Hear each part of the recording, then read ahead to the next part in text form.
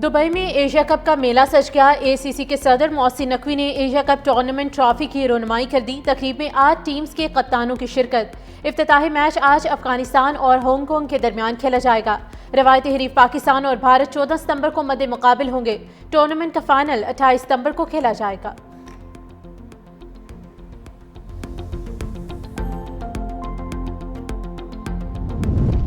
New Karachi में garments factory में आतिशज़दगी, 3 मंजिला इमारत धमाके से मुनहदिम।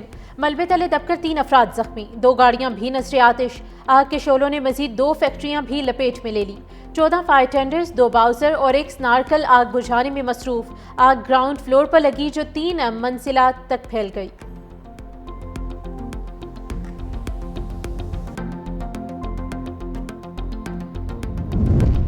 सैलाब से जाम बहक अफराद की तादाद 922 तक पहुंच गई। 24 घंटे में पंजाब में 10 और सिंध में 2 अफराद जाम बहक हुए। NTMA ने रिपोर्ट जारी कर दी। 26 जून से अब तक 1047 अफराद जख्मी हुए। मजमूई तौर पर 4594 रेस्क्यू ऑपरेशंस किए गए।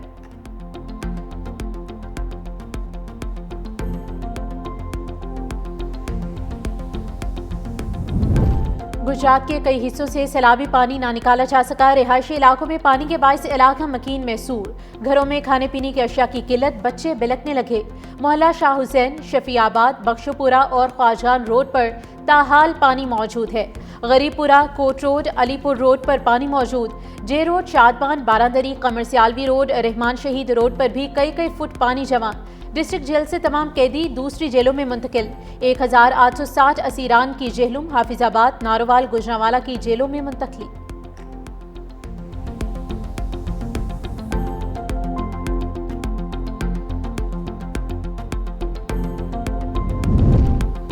और नायब वज़ीर आज़म इसाक डार की कजाकिस्तान के हम मनसब से मुलाकात। 2 तरफ़ा ताल्लुकात और दीगर उमूर पर तबादला ख्याल। दोनों रहनुमाओं में सियासी और मुआशी रवाबत पर फ़रोग़ पर इत्तेफाक। कजाकिस्तान के सदर के दौरे पाकिस्तान पर भी बातचीत।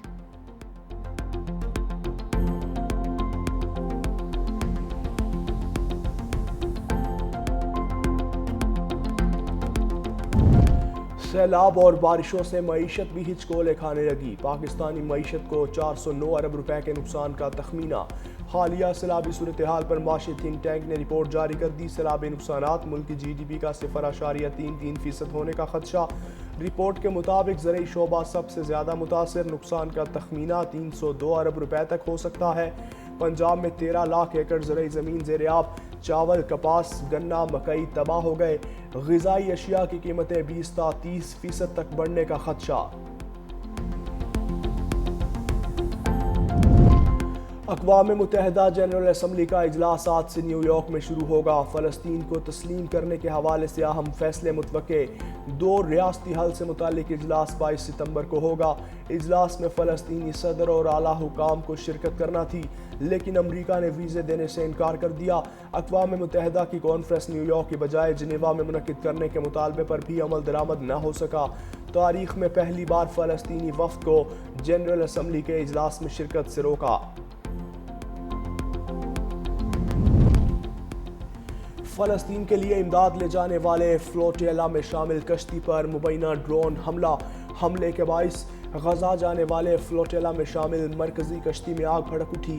गैर मुल्की मीडिया रिपोर्ट के मुताबिक तमाम सवार महफूज हैं। स्वीडिश खातून ग्रेटा थनबर्ग समेत 350 इंसानी हुकूक के लंबरदार फ्लोटिला में मौजूद थे। फ्लोटिला में शामिल तमाम अफराद का फ़लस्तीन को इमदाद पहुँचाने की पुरअमन कोशिशें जारी रखने का आज़म। इसराइल के गजा पर वहशियाना हमले जारी। गजा पर जारी इसराइली बमबारी में मजीद 50 से ज़ायद फ़लस्तीनी शहीद, 400 से ज़ायद ज़ख्मी। बेघर फ़लस्तीनियों की पनाहगाहों और इमारतों पर भी बमबारी। एक और बुलंद इमारत को तबाह कर दिया। भूख और कहत से मजीद 6 फ़लस्तीनी जान की बाजी हार गए। शोहदा की तादाद 64,000 से बढ़ गई।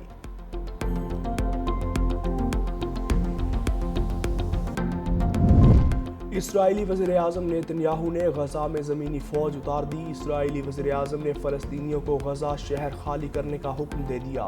इसराइली वज़ीर आज़म नेतन्याहू ने धमकी दी है फ़लस्तीनी शहरी जल्द अज जल्द शहर छोड़ दें। इसराइली फ़ौज का कहना है कि यह कार्रवाई अगले बरस तक जारी रहेगी और इसमें 1,30,000 रिज़र्व फ़ौजी भी हिस्सा लेंगे।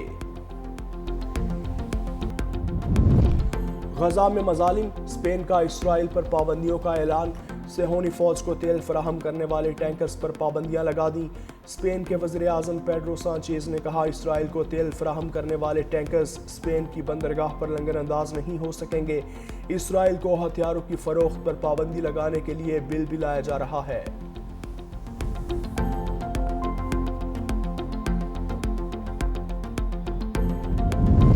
پنجاب اسمبلی میں سینٹ کی جنرل نشست کے لیے پولنگ جاری۔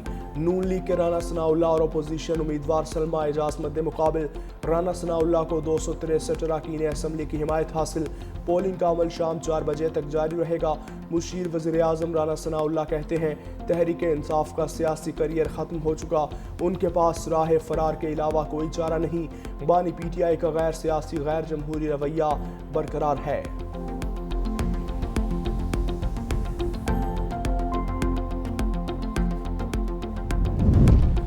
ایرانی صدر کے دورہ پاکستان کے ثمرات آنے لگے۔ ایران اور پاکستان کے درمیان فضائی معاہدہ طے پا گیا۔ تہران اور اسلام آباد کے درمیان براہ راست پروازیں شروع کرنے کا اعلان۔ ایران ایئر ٹور کی پرواز اسلام آباد سے پرواز بھرے گی۔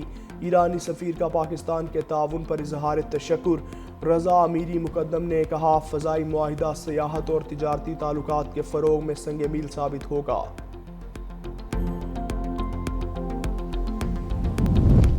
امریکی شہریوں کو حراست میں لینے کا معاملہ۔ ڈونلڈ ٹرمپ نے غیر قانونی حراست میں لینے کے خلاف حکم نامے پر دستخط کر دیے۔ امریکی صدر کا کہنا ہے ان سرگرمیوں میں ملوث غیر ملکی حکومتوں کے خلاف سخت اقدامات کیے جائیں گے۔ حکم نامے کے مطابق امریکی شہریوں کو غیر قانونی حراست میں لینے والے ممالک کو بلیک لسٹ میں ڈالا جا سکے گا۔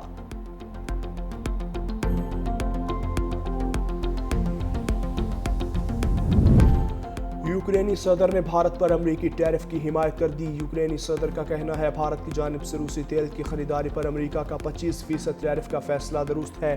روسی صدر پوٹن پر اضافی دباؤ ڈالنے کی ضرورت ہے۔ بھارت کی روسی تیل اور دفاعی سامان کی خریداری یوکرین جنگ کو ایندھن دے رہی ہے۔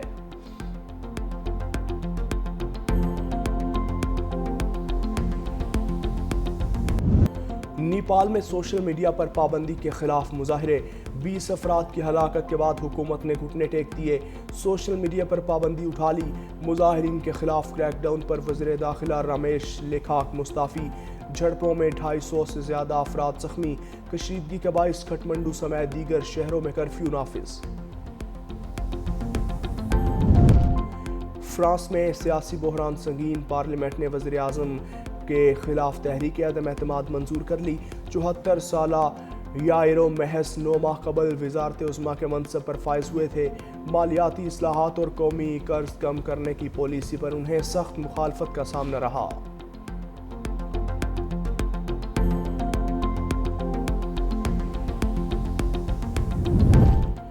میکسیکو ٹرین اور ڈبل ڈیکر بس میں تصادم، 10 افراد ہلاک۔